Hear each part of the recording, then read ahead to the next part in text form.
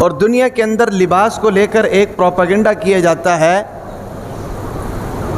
لوگ کہتے ہیں کہ لباس کا تعلق جو ہے یہ قومیت کے ساتھ ہے، یہ وطنیت کے ساتھ ہے، شہریت کے ساتھ ہے. جس قوم کا آدمی ہے بھئی، جس ملک کا آدمی ہے، باشندہ ہے، جس علاقے کے ساتھ بلونگ کرتا ہے، اس کا لباس اسی طریقے پر ہوگا، اس کا شریعت کے ساتھ کوئی تعلق نہیں. یہ ایک پروپیگنڈا ہے. حالانکہ یہ بات غلط ہے،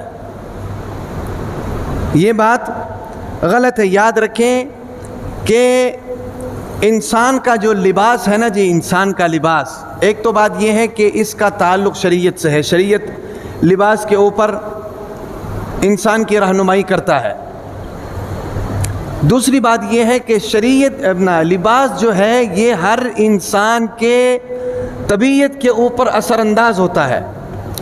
لباس کا طبیعت کے اوپر اثر انداز ہونے کا مطلب یہ ہے کہ اس کا تعلق کسی قومیت یا کسی وطنیت سے نہیں ہے.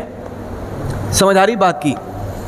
اس کا تعلق انسان کے جسم سے ہے، اس کا تعلق انسان کی روحانیت سے ہے.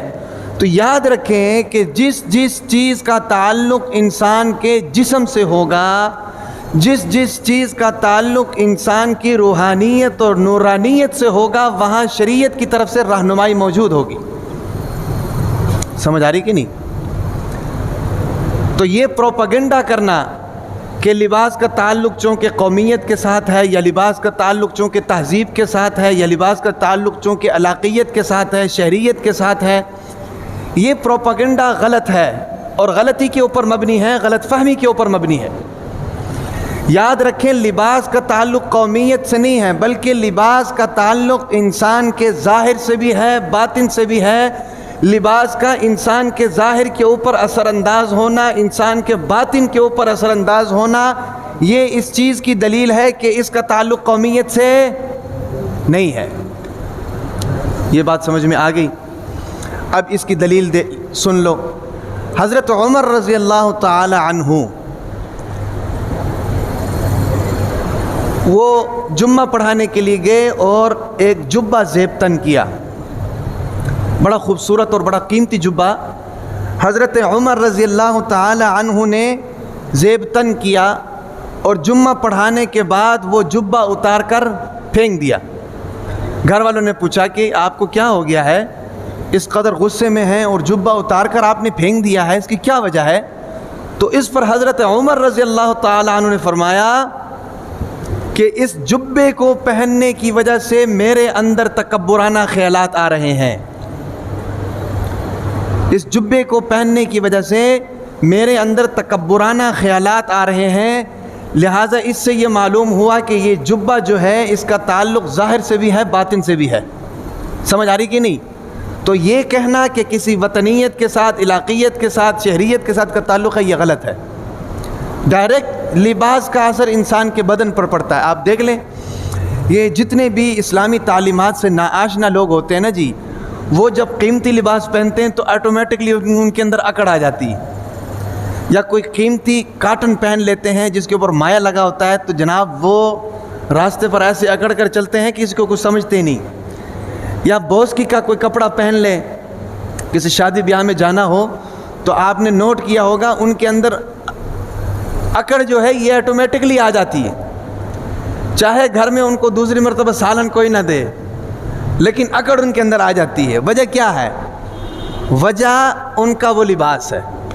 سمجھ آ رہی کہ نہیں؟ ان کے لباس کا اثر ہے جو ان کے جسموں پر ظاہر ہوتا ہے.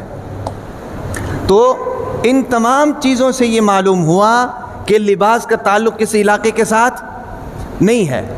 دیکھیں نا جی، ایک آدمی سفید کپڑے پہنے ہوں اس نے، ہیں بھئی، اور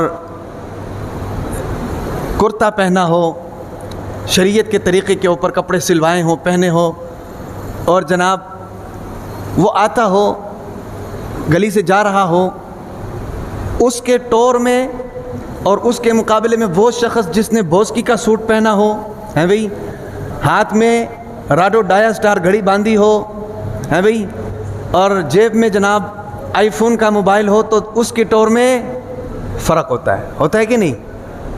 تو اب یہ ٹور میں فرق کیوں ہے؟ 2 ٹانگیں اس کے پاس بھی ہیں، اس کے پاس بھی ہیں، 2 ہاتھ اس کے پاس بھی ہیں، اس کے پاس بھی ہیں، ہو سکتا ہے کاٹن والا اس سے خوبصورت ہو، لیکن ٹور میں فرق ہو جاتا ہے، سفید کپڑے والا ٹور میں فرق آ جاتا ہے۔ فرق کیوں آتا ہے کہ اس کے حرکات اور سکنات کے اوپر اس کا سفید کپڑا اثر انداز ہو رہا ہوتا ہے، وہ اس نیت سے پہنتا ہے کہ یار سفید کپڑا پہننا افضل ہے بھئی، داڑھی رکھنا افضل ہے، سفید کپڑا پہننا افضل ہے، تو اس وجہ سے اس کے اندر ایک قسم کا جھکاؤ اور عاجزی پیدا ہوتی ہے۔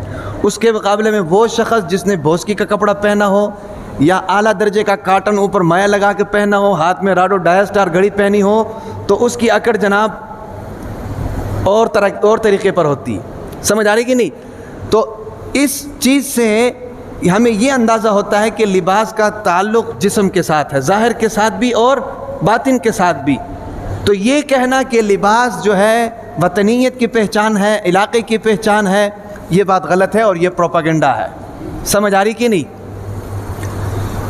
تو بات چل رہی تھی کہ شریعت نے لباس کے متعلق احکامات اتارے ہیں۔ یا بنی آدم قد انزلنا علیکم لباسا یواری سوآتکم وریشا،